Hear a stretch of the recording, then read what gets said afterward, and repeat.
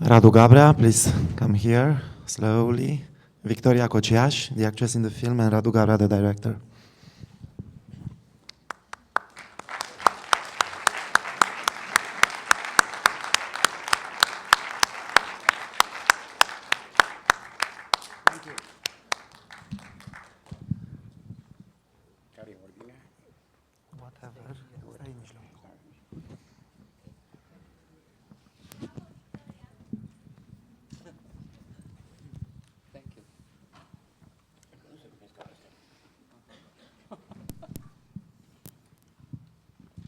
We have 20 minutes for this Q&A, so I'll just ask the first question, leaving you time to prepare your questions, and then let's try to be quick. I know there are going to be plenty of questions. Radu, we already did an interview, so I don't want to. I think I've asked you already the questions, all the questions that I had. But I think for the audience is important to explain. When I've seen the film and when I talked to you, you were always mentioning that. A mix. I mean, the concept of this film is this mix between true fiction and false reality. I mean, it sounds like a contradiction, but actually, when you see this film and the way you design the film, it's not. But can you develop a little bit exactly. I wanted to make a film as close as possible to the reality.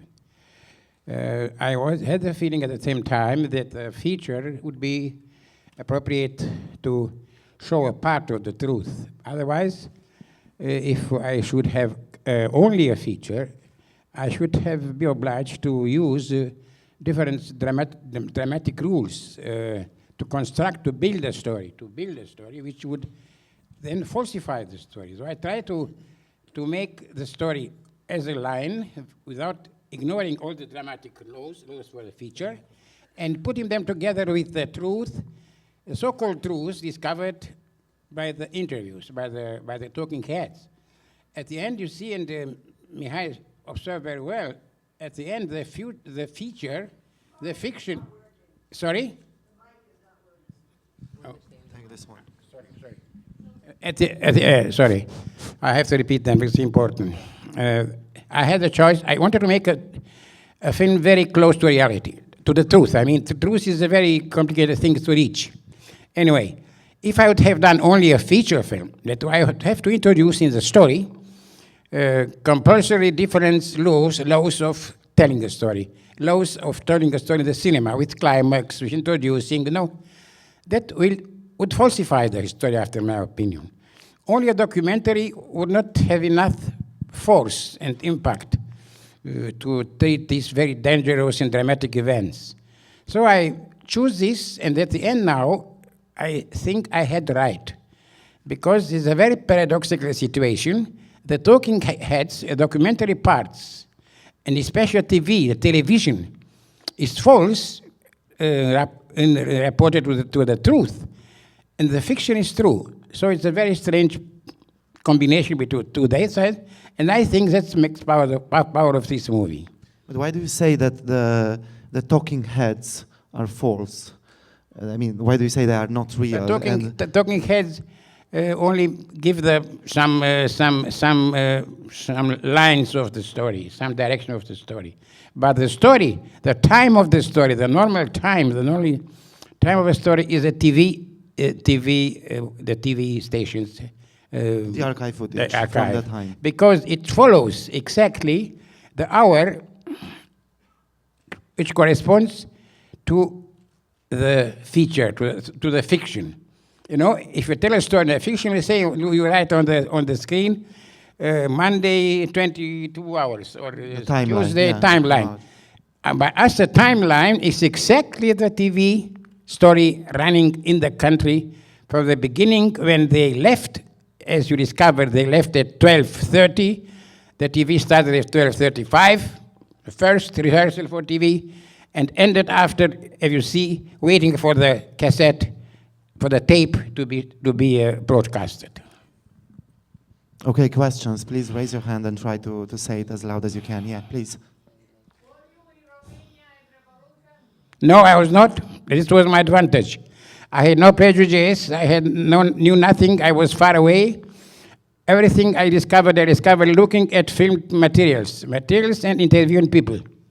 So I was not a part, you know. The actress was. Maybe you can tell us, where were you at Revolution? Yes, I can tell you, I was in Santiago de Chile. No, he asked me.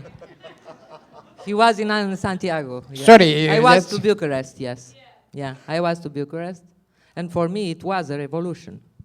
I was a participant in the square.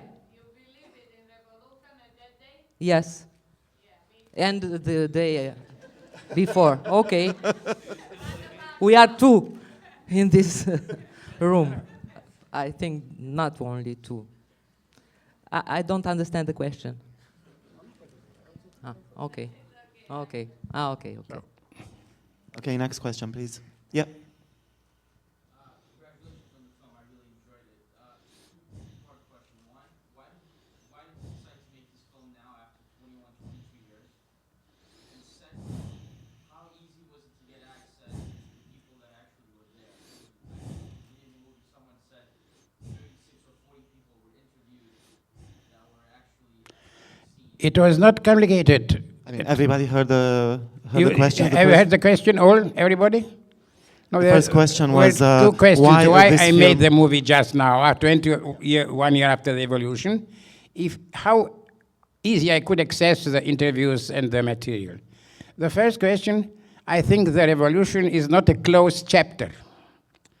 Coming later in the country, in 1995, after 23 years exile in Germany, when I fled the country out in 74 because of Ceausescu, though I'm also with Ceausescu, sometimes I kind of kinship, I think the truth is not yet told. It was a revolution, but it was more than that or less than that. Because if we see 1,000 people dead and 5,000 people wounded, and nobody found any terrorist, and nobody was found guilty for these things, is something complicated. Something is hidden, after my opinion. And I try to raise the veil, you know, to try to see through these small moments, 3 days, you see the total difference. The president, Iliescu, the president of the state, is a TV speaking about the atrocities of terrorists, of 1,000 people killed, of Ceausescu manipulating the two monsters, and these two were two grotesque puppets without any power, already more or less, you see, crazy, let's say a little bit, because Ceausescu didn't believe any moment that something happened with him really. His wife was most realistic, if you want to. But this contradiction is, for me, very important. I choose this moment because, firstly, to make a film about the whole story, it would be enormous, complicated. So I chose this small part, and I think it's all the contradiction of the revolution, if you see, are in this part. You see the soldiers inside, the people who are shooting. Nobody knows who is shooting on these barracks. Then the information from outside, what the TV said. They said the officer said there was no people died. The other officer said, I thought the shops with mineral water were ransacked. They were not. So it was a personal kind of many lies together, small lies, big lies. And I think personally that this problem of lying is a very complicated story and complicated fact for Romanian history.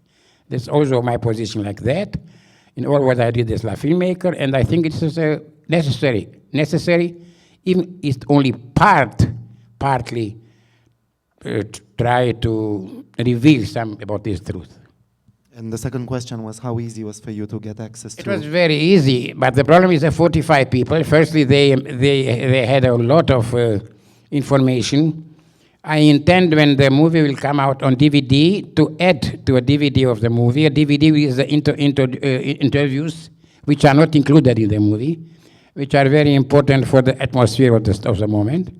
But otherwise, the question of the testimonies was that after 20 years, many people try to adapt their answers as they thought the answers are suitable today. It's a very strange form of remembering, alienation of the truth, if you want to see. So I had to find many people. Yes, a question and a comment. Did you bring the people in the army to trial? If not, and I agree with you because my country went through that. 30 years later, we're still trying the military. They go to jail, the president and everybody else. I'm from Argentina. Coming from where? Argentina. Sorry. So I want to know what did you do? And if you didn't, I think it's always an ongoing thing. It has to be, these people have to be put to trial and go to jail and pay for the things that they did to humanity. No, that's the question, yes. Nobody did it in Romania. Up to now, there's no trial for the people who died. These dead people are dead, definitely dead. They are forgotten. There are many, many things, many very strange things in the Romanian Revolution.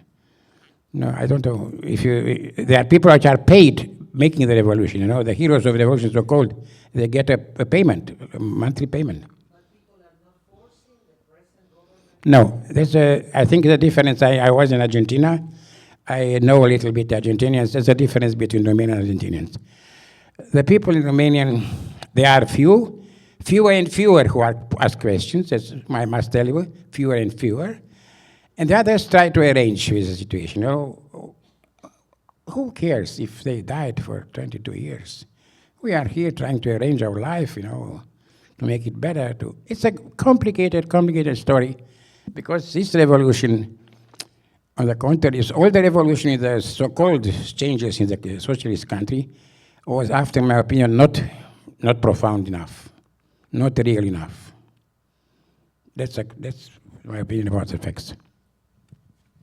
Okay. I have a question for the leading actress. How did you prepare for this role? How did you research for the role? I studied very much. I studied the cassette with the process, with the trial cassette. I studied. I saw this cassette, I think, 50 times, and I studied the gesture, everything, because it was the most recent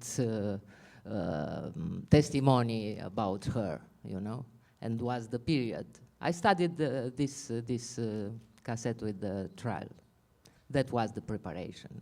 But actually, Victoria, that was the only material that you could study, because as far as I know, I mean, Radu, you have to tell us, since you are digging all the possible archives for materials, I mean, there is no record of the couple, of Ceausescu couple, in those 3 days up to the trial. Not at all. There is nothing filmed. I mean, No, they filmed only the trial, and it was filmed on purpose. They had to show to the people that trial was done for different reasons. There were no other anything more filmed in this period, and all these things you saw are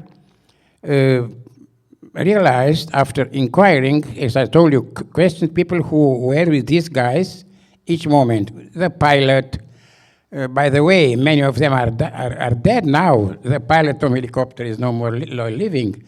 The president of the court who judged them committed suicide after, I don't know, 6 months or 1 year.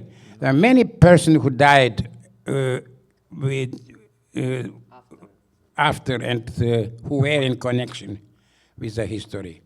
So therefore, there is a very unclear image of the story in this moment. Therefore, I made the movie. Going back to Victoria, yeah, and actually about the acting, because most of the film is made out of scenes that are not documented in any filming way. So I assume, Victoria, I mean, what was more difficult, to reenact something that you've studied, I mean, that tape with the trial, or to reinvent a character that you knew from, well, other other scenes before. I mean, you really had some guidelines, but with a trial, let's say, I don't know, it was easier to reenact, to impersonate her, or it was easier and you had more freedom to reenact a character that you haven't seen doing all those actions because they were not documented, like before? It was very difficult, the decision I make to do this this role, this part, because I live my youthness, it was in the period, the bad period of Ceausescu's family, and it was very difficult, the decisions. But after I take the decision, I tried to put myself in her skin, you know. I tried to put myself in her skin, knowing about her many things. She was a very bad woman. I know that. And was it for you? It was troubling to play this bad woman. Was it? I don't know. I mean, what did you feel? You know, but like a person, not like an actress. You know, I mean, how easy was for you to do that? I mean, was it pleasing in any way? It was difficult to approach. It was difficult to approach. After that, when I was in the situation, in her situation, I react. She had no more choice. Yeah. I don't know. Maybe I tried to be in her skin, and I do what I do. I don't know. I must tell you something about the origin of the play. Before this play, an institute in Germany, a German-Swiss institute, studying the political crimes, restaged only the trial. And Victoria trial. With Țică Cojocaru, the actor, they were both playing in this reenactment on the stage in Berlin, Zurich, Bern, and so on. So they had the experience. The experience of the trial, they had it already, as these two impersonating characters. Yes. The trial itself, I don't know if you saw the cassette at the time, the trial himself, who is 1 hour and a half. It's a perfect theater play. It's a theater play. I played the judges in Berlin, in Bern, Zurich, in everywhere. We played that part. In Romania only 2 times because it was forbidden by Ceausescu's family. They have a mark of name Ceausescu. And it was a stupid story, absolutely story. Yeah. And we started this project because we want to start discussions about this fact, you know. It was not possible in Romania. We have discussion in Berlin, in Bern, in Zurich, everywhere, not at home yet. I don't know. Sorry, one moment. That answers the question. Somebody put it here. If we discuss these questions, somebody is asking for truth, somebody is asking for putting these guys into a trial. There is an indifference. I was with Victoria when she played this in Berlin. It were interesting, very interesting discussions with people, young people, how it was, how it happens. We had a good experience in Romanian because you showed the movie in a festival, Anonymous, where it was the 160 or 200 place theater with very young people. It was a very, very interesting contact with them, and they had a very positive reaction to the movie. So I don't know, we are expecting more scenes. We have a question over there. Yes, I guess while, most of the blame was put on Ceausescu and his wife, and they were killed, it seems like it stripped Romania of having the right of doing a Nuremberg trial, like a real trial of communism. Do you feel that the right, and in a system where politicians, justice department has failed the Romanian people, do you feel like the artist is the only entity left that has tackled this problem of trying to find the truth? Yeah, absolutely. Firstly, this is you don't. If you speak about Nuremberg trial, Nuremberg trial was prepared months and months. They studied millions and tons of documents, of photographs, of testimonies. This was a trial which was arranged in 1.5 hours.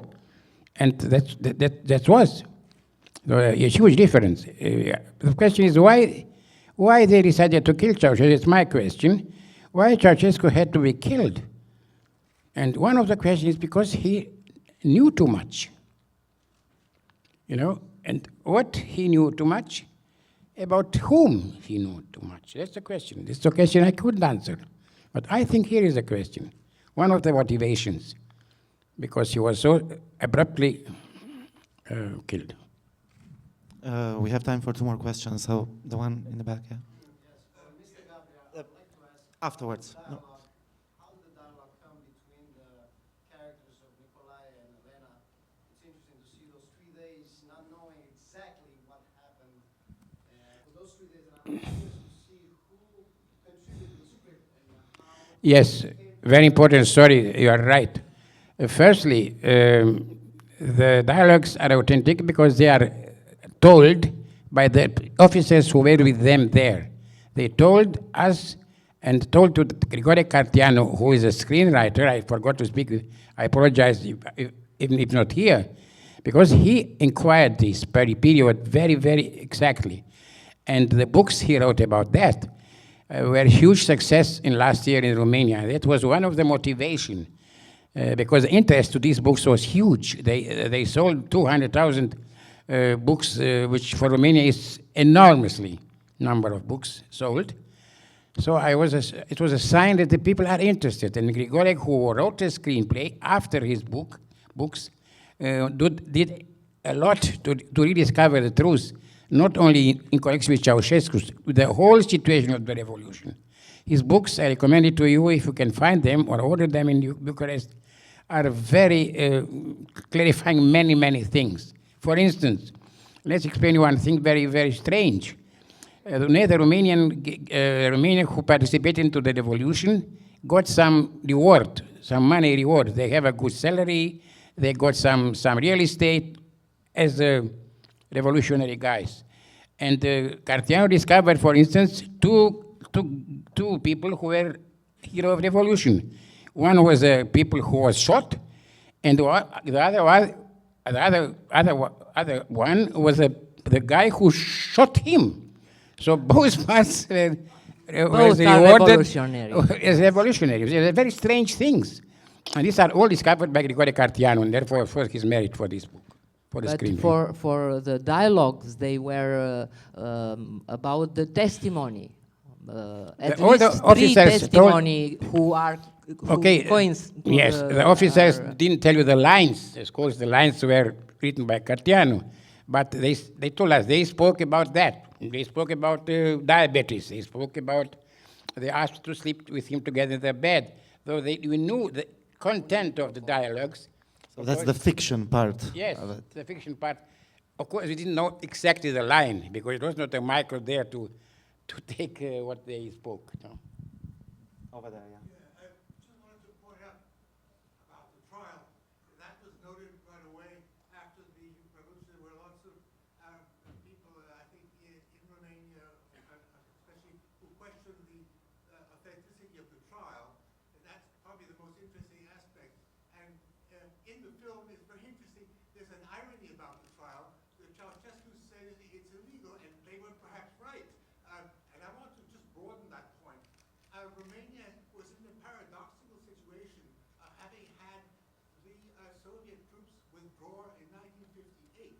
So it was ruling itself. Now that means that however severe the regime was, and I lived there 4 years under Georgiou and Ceausescu, the point is that they could not say they were occupied. And the corollary of that is that there was obviously an enormous amount of collaboration during that whole period. In the film itself suggests that they are afraid that he will start a civil war if he gets to Gorbachev, right? So this is in the back of everybody's mind. So the story of Russian occupation has a special position in Romanian history because in we succeeded, the Romanian government, to put all the negative things on the Russians, or on the Russians, or on the Jews. And the Russians pulled out in 58. In 64, Georgi Georgiou, who killed the most people in the country, was a communist chief killer, made a April declaration, so-called, of independence against the Russians. But, and from that moment, the way from Ceausescu was open, and Ceausescu came at the power after this document, so-called independent from the Russians. But I was a young student. I was in Prague in 64. I was in Warsaw in 64.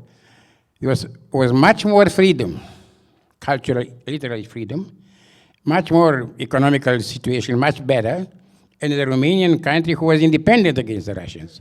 Though this independence was used by the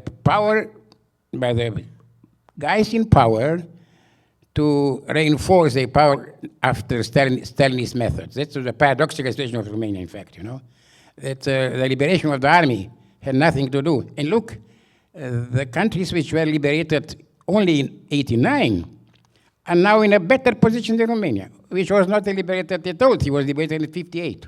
That's the situation. I just want to make the point that the big consideration, and this would explain the funny trial and all that there was a tremendous pressure for a cover-up, so that you wouldn't have an unlimited number of people being put on trial because of the massive collaboration which had to happen during those previous 30 years. Otherwise, That's true. Independent Romania. That was, I think, the background of the story, and I think the film showed very well how the political position of the officers, it was unclear. They were playing it very carefully, and I think that showed the transition of a lot of people from being supporters of the regime to being against it, and that's why you had Yes. to cover it, because otherwise everybody would go to jail. That's true. You're right. You're Not right. everybody, This is but many. Yeah. Radu, Victoria, we have to finish here because we have another screening. Thank you very so much for please, coming. Radu, I think we'll be more Thank than you very pleased to much. answer your questions outside in the lobby. Right, Radu? Thank you very much.